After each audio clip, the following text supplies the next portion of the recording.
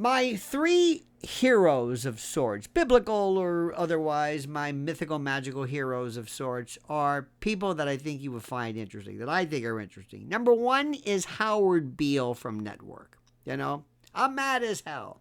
The second is Barney Fife, because he was the precursor. He was the prescient and Vatic Pythonic augury of kind of like RoboCop, because he was basically this kind of a demented, crazed, lunatic, psycho cop ready to lose his mind with a single bullet. I love that. But also Ted Baxter. Ted Baxter was, of course, a mythical, but not so mythical, newscaster on the Mary Tyler Moore Show. And he was the first person ever to suggest, to presage, to predict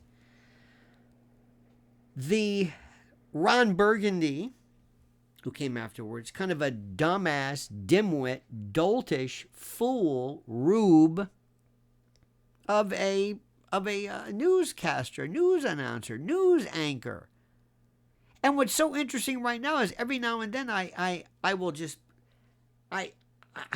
watching TV, cable, less and less and less. And when I do, I will always think, who are these people? What are they, 12? And of course, it's always a diverse look. It's got to be diverse. It's got to be diverse. The day you see two older white men on a... Forget it. Forget it. They could be Nobel laureates. And they won't do it because... Well, you know that routine. You know what. Look.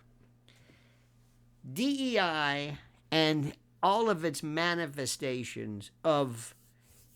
DEI is a nice way of saying kind of like a demented affirmative action where you just want to go for plug and play.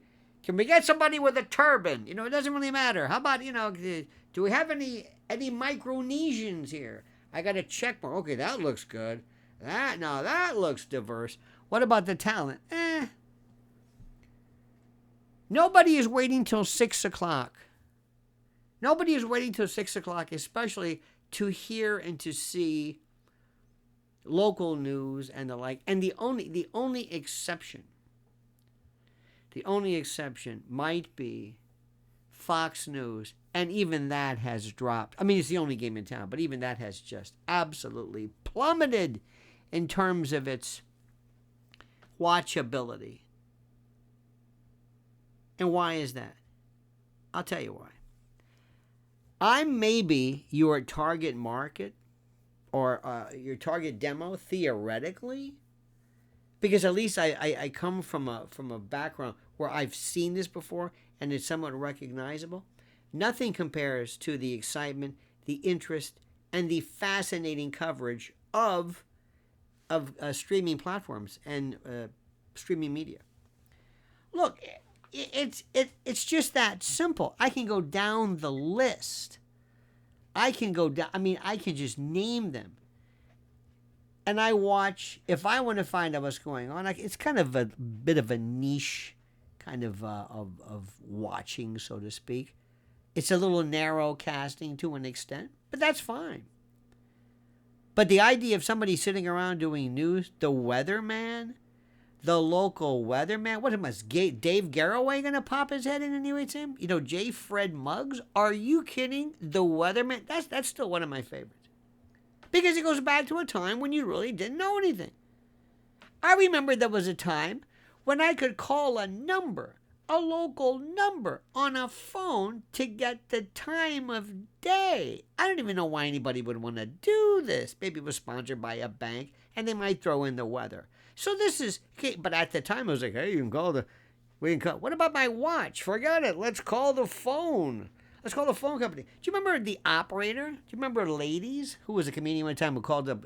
If you dial 0, I don't even know what you get. That was then.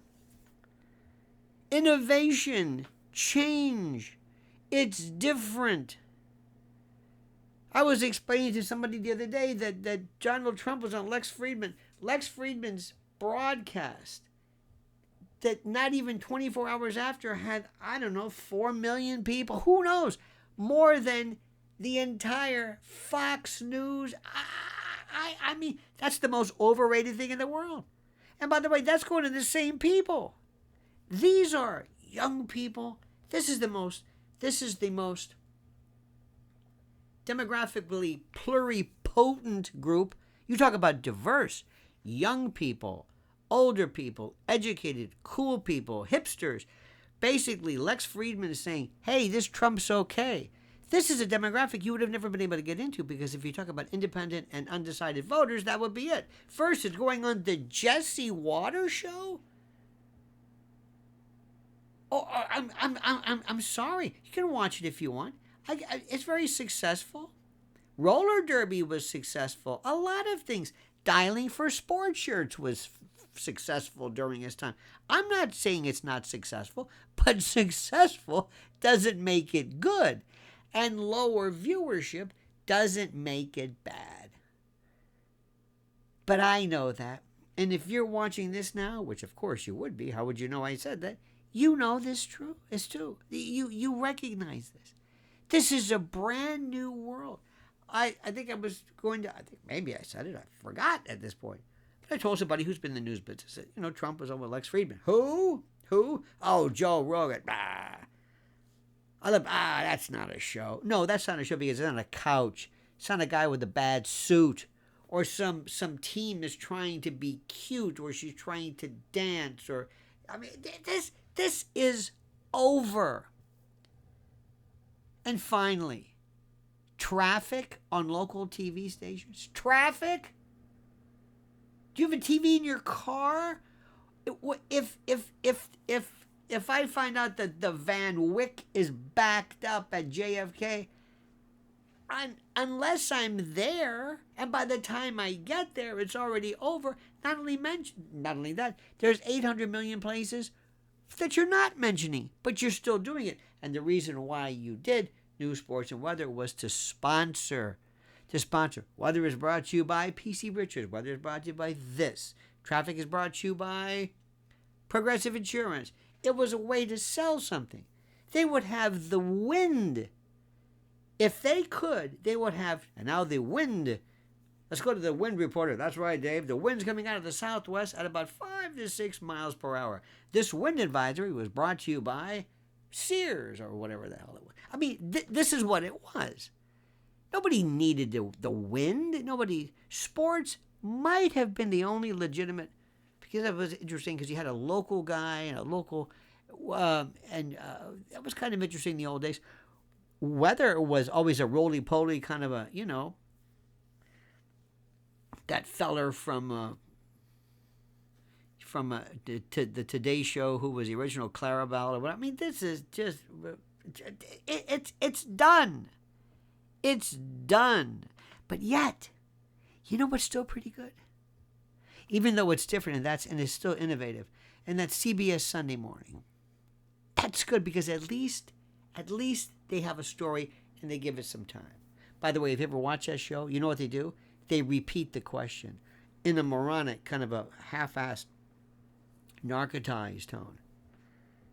Like if somebody said, "That's right, Dave, I've been collecting motel keys for years." You've been collecting motel keys for years. That's right, just like I said, motel keys. But now they don't really call them motel, but they have a little card and they're programmed. And now they have cards. Why are you talking like that? Why? Because it's stretching. And it's the best they can do. And it's different if you can stomach it.